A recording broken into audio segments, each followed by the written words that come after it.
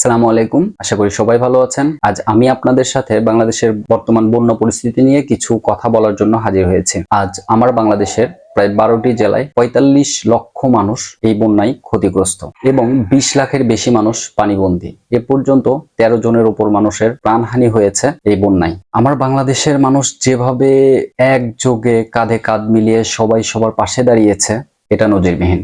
আশা করি সবাই এটি অব্যাহত রাখবেন এবং এর পাশাপাশি একটি বিষয় সতর্ক করার জন্যই আমার ভিডিওটি করা। সেটি হচ্ছে, এই দুর্যোগময় পরিস্থিতিতে আমরা অতীতেও দেখেছি কিছু চক্র সক্রিয় হয়ে ওঠে, যারা বিকাশ, নগদ, রকেট এবং বিভিন্ন মোবাইল ব্যাংকিং অ্যাকাউন্টে টাকা কালেক্ট করে এবং সেগুলো নির্দিষ্ট জায়গায় না পৌঁছে দিয়ে বা কিছু অংশ পৌঁছে দিয়ে বাদবাকি অংশ দিয়ে নিজের পকেট ভারী করে। এদের থেকে সাবধান। আর এই সাবধানতা অবলম্বন করার জন্য আপনি যেটি করতে পারেন, আপনারা যে টাকা কালেকশন করছেন বা দান করছেন, সেই টাকাটি প্রধান উপদেষ্টার দপ্তর থেকে যে সোনালী ব্যাংকের অ্যাকাউন্ট নম্বরটি শেয়ার করা হয়েছে, আপনারা এই অ্যাকাউন্টে টাকা পাঠাতে পারেন। এবং পাশাপাশি আপনারা যেগুলো প্রতিষ্ঠিত ফাউন্ডেশন আছে, যেমন আসুন্না ফাউন্ডেশন ও বিভিন্ন এনজিও, এগুলোতে আপনারা টাকা পাঠাতে পারেন। এছাড়াও আপনারা নিজে গিয়ে টিএসসিতে বৈষম্য বিরোধী ছাত্র আন্দোলনের যে বুথগুলো খোলা হয়েছে, সেখানে আপনারা আপনাদের অনুদান, সাহায্য বা যে জিনিসপত্র দান করবেন সেগুলো দিয়ে আসতে পারেন। সবার প্রতি আরেকটি বিশেষ অনুরোধ থাকবে,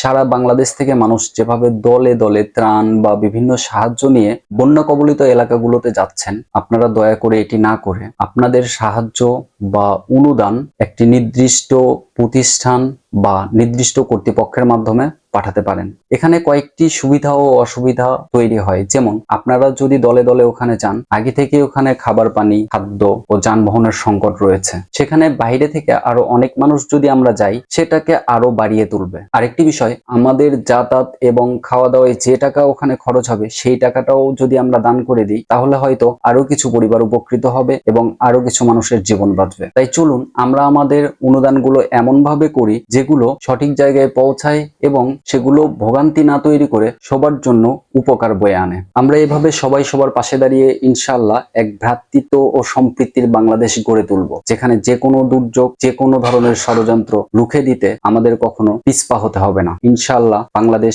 সগৌরবে পৃথিবীর বুকে এক উজ্জ্বল দৃষ্টান্ত স্থাপন করবে ভ্রাতৃত্ব ও সম্প্রীতির। এই আশাবাদ ব্যক্ত করে আজ এখানেই বিদায় নিচ্ছি। আমি আব্দুর রউফ। ভালো থাকবেন সবাই। আল্লাহ হাফেজ।